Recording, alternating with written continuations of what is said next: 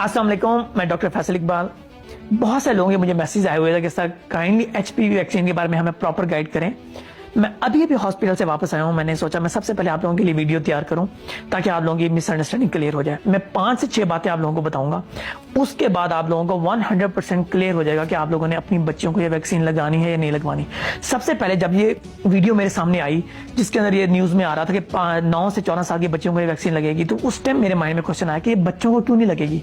ये वैक्सीन होती किस चीज के लिए? बेसिकली वैक्सीन है जिसके वजाइनल कैंसर हो गया, पेनाइल कैंसर हो गया, उसके अलावा एनल कैंसर के लिए होगी, सर्वाइकल कैंसर हो गया और हेड एंड थ्रोट के कैंसर के लिए होती है। तो सेम बच्चों को भी लगनी चाहिए, लेकिन नहीं। और ये 25 साल के लोगों को भी लग सकती है, 45 साल के नीचे तक सबको लग सकती है ये वैक्सीन। और आज से पहले कभी ये वैक्सीन पाकिस्तान में नहीं किसी ने लगवाई होनी, और कोई होगा, कोई 1 से 2% लोग होंगे जो ये लगवाते होंगे। क्योंकि इसकी प्राइस आप लोगों को बताऊंगा तो आप लोग शॉक्ड हो जाएंगे। अमेरिका में ये वैक्सीन $300 की है और पाकिस्तान ये 80 से 85 हजार की बनती है।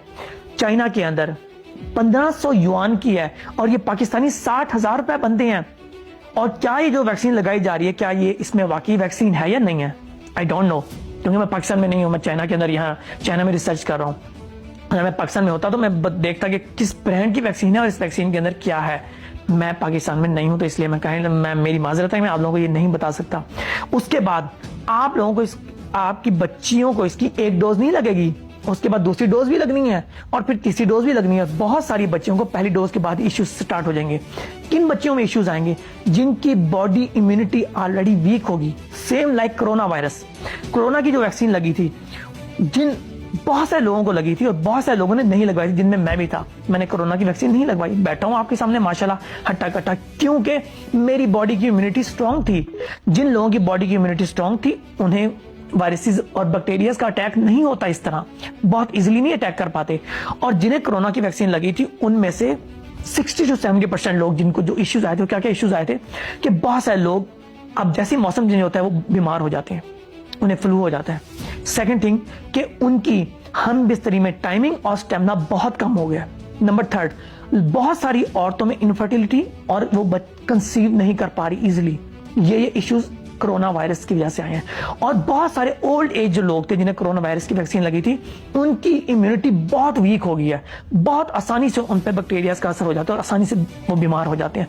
आप लोग मेरी बात को समझ पा रहे होंगे। और सेम इस वैक्सीन के साथ भी बहुत सारी, सब में ऐसा नहीं होगा लेकिन बहुत सारी बच्चियों में ऐसा होगा। मेरा क्वेश्चन है इस गवर्नमेंट से कि आप लोगों के घरों में जाके पोलियो के कतरे मुंह में ठोंस रहे होते हैं बच्चों के। बच्चे सोए पड़े होते हैं, उन्हें उठा के पोलियो के कतरे दे रहे होते हैं। पूरी दुनिया में ऐसा नहीं होता। मैं दुनिया के 5 मुल्क, America, China, Hong Kong, Dubai, Pakistan, ये 5 मुल्क में दुनिया के रह चुका हूं मैं। और सिर्फ पाकिस्तान में मैं देखा कि इस तरह होता है कि घरों में जाके पोलियो के कतरे पिलाए जा रहे हैं और स्कूलों में वैक्सीन दी जा रही है। प्रॉपर वैक्सीन सेंटर्स होते हैं, वहां जाके वैक्सीनेशन होती है और बचपन से जिस तरह होती आ रही है।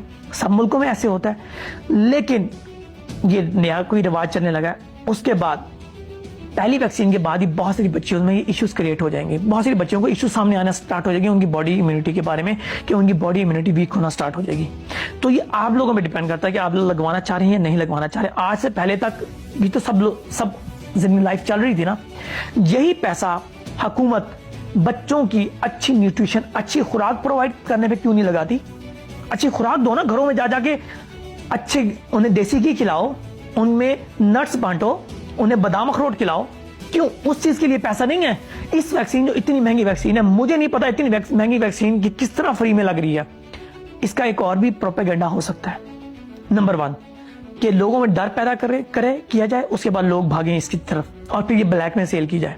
नंबर 2 कि अमेरिका एड प्रोवाइड करता है, उस एड से ये क्या करते हैं, करोड़ों डॉलर्स की एड होती है और उस एड में से थोड़े से पैसे की वैक्सीन शो करवा दी जाती है कि हमने बच्चियों को ये वैक्सीन लगाई है, और बाकी सारा पैसा जेब के अंदर चला जाता है। ये प्रोपेगेंडा भी हो सकता है। जो रियलिटी है मैं वो बता रहा हूँ जो बिल्कुल है, और मैं इंशाल्लाह आप लोगों को ऐसे ही गाइड करता रहूंगा। आप लोग अपनी सेहत को अच्छा करना चाहते हो तो अपनी खुराक को अच्छा करो, अपनी खुराक, अपने मोटापे को खत्म करो, अपनी खुराक को अच्छा करो। एक गाड़ी है ना, गाड़ी के अंदर अच्छा पेट्रोल क्यों डलवाते हैं आप लोग? उसके अंदर अच्छा इंजन ऑयल क्यों डलवाते हैं? ताकि वो सही चल सके।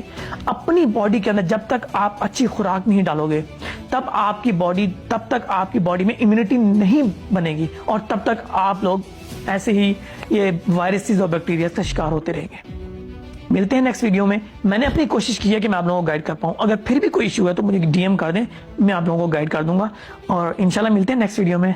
टेक केयर, अल्लाह हाफिज़।